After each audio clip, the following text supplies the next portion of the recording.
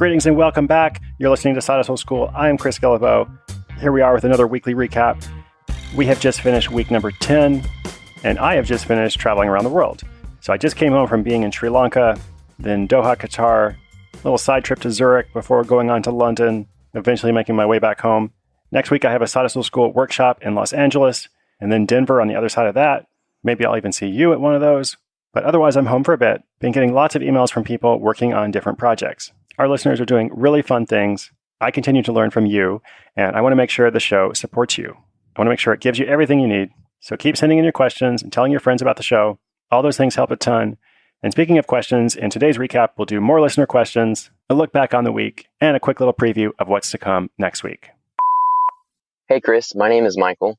First, I just have to say thank you so much for starting this show.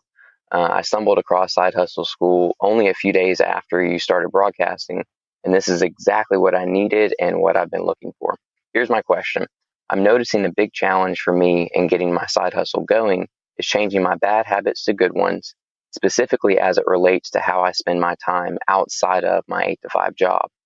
I'm striving to spend that time more productively versus just relaxing or quote unquote vegging out before I have to go back to the grind. I know I'm not alone in this area, so I thought this would be a good question for the show. What are some ways you create good habits, remove bad ones, and stay disciplined and organized? Again, thanks so much, and I can't wait to see what else I learn in Side Hustle School.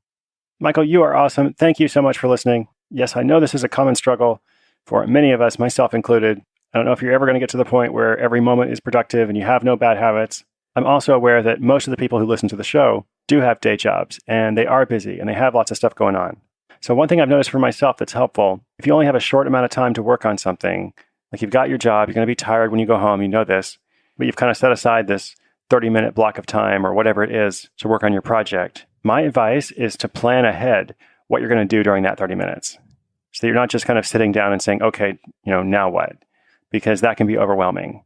And so during the day, as you're going about your other stuff, maybe just make a couple notes and say, okay, when I reach that time that I'm going to spend working on my project, I know my energy might be relatively low. I'm probably not going to be able to accomplish a list of 13 things, but here are the 2 things, or maybe even just the 1 thing that I'm going to accomplish during this time.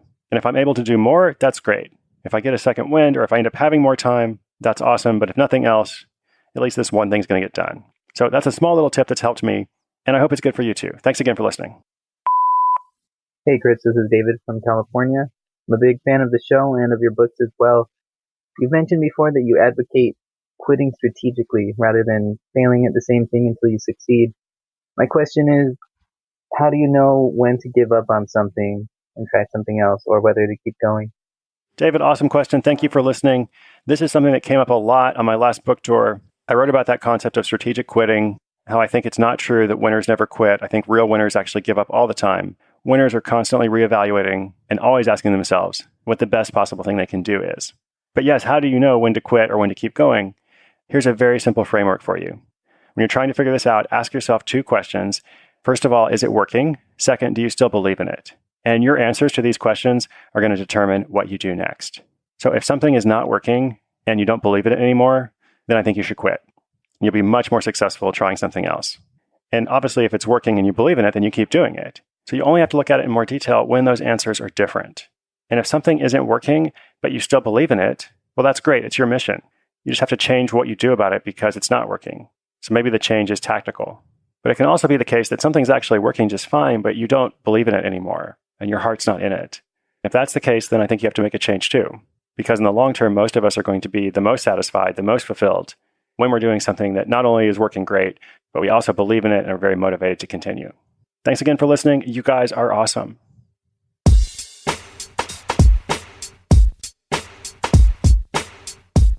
So when we look back on this week, a few things stand out. Episode 64 was a story of belonging, where 2 men with long hair create a side hustle to serve others like them. Now, I love the tagline of their hair ties for guys, so cool your girlfriend will steal them.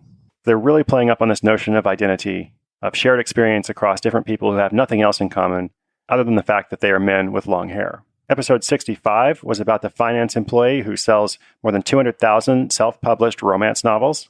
I've had a number of requests to look at publishing books, as well as the business side of writing a blog or running a podcast. So this is the first of many more stories to come about how it's still possible to make money doing all those things, creating content and sharing it with an audience you build over time. In that story, Carrie has made more than $500,000 from her book so far, and presumably a lot more to come now that she has an active fan base. Episode 66, A Life of Travel Leads to a House Designing Hustle. This is about Brian and Jen, the Danger family, as they're known. And something like 5 years ago, they set out to travel for 1 to 2 years. They're still on the road, and much to their surprise and counter to their expectations, they actually end up making a good living along the way. In that episode in particular, I loved how deliberate and intentional they've been in terms of choosing what they're going to focus on and the number of clients they're going to be able to serve, and pretty much everything about building their business. And another very intentional practice was featured in episode 67, the guy who starts what I called a net zero personal finance hustle. In this story, Mike combines the worlds of taxes and finance, which are usually kind of separate, and he uses this to help clients as he builds his own practice apart from his day job. Now, in this story, I really liked his policy of depositing his first earnings in the bank. I think he had a check for $300 or something. And he put that $300 in the bank, opening a new account just for his business. And then from there on out, every expense he had would be drawn from that account. So that was very motivational for him. I don't think everyone can do that because some projects will require more investment up front. But for him, it's been really valuable. Now, the next story was not intentional at all. I called it an alcohol-fueled idea because it was something that got started at the bar when 3 guys are drinking and talking. But they came up with the idea of T-shirts with enormous pockets on the front of them, called bucket tees at first and then eventually pocket pioneers. Now, they sold more than 1,500 shirts in less than a year. But can you imagine this kind of pitch on Shark Tank or one of those other silly shows where people go on and ask for money? If you had that kind of pitch, you'd be laughed out of there. We want to make T-shirts that have a really big pocket on them. What kind of market research did you do? Oh, well, the other day we were at the bar and we were just talking. We thought it'd be fun, right? But obviously it is working for those 3 guys who started it. And they're also having fun, which is, don't forget, an important side hustle school prerequisite. You already have enough things you have to do for your job, for everything else in life. So do this for yourself and make sure it's something you enjoy. Lastly, episode 69, New York City jazz musician builds a $40,000 a year blog.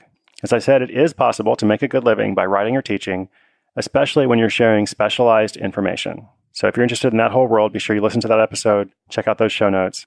And note as well that what Brent did, the guy featured in that story, is a little bit different model than most of the stories we feature here, because he didn't actually start that project himself. A friend of his started it. He came on as a partner, and then his friend didn't have much time for it, so he essentially bought his partner out, took over the website, made a ton of improvements, and has now made it much more successful and profitable. So coming up next week, another set of great stories. There was one story about T-shirts this week.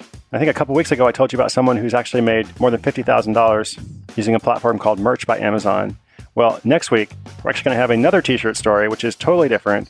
This one is someone who makes 6 figures, more than $100,000, selling T-shirts using Facebook ads with no inventory. So that is obviously a pretty big success. There's also a woman who creates a tango tour to Argentina, a college lecturer who develops training courses to help her colleagues, and even a British pub manager who bakes pork pies for profit. Now, I really liked writing that headline, but I promise you the story is even better. Be sure you tune in every day. The show is free, and if you're listening, you're the reason I do this. I said in our first episode more than 2 months ago that if you make the commitment to make this part of your routine, I commit to supporting you fully in your quest to create that new source of income. If you're new to the show, welcome. I hope you enjoy it, but more than just enjoying it, I don't want you to just be entertained. I want it to be helpful and useful to you.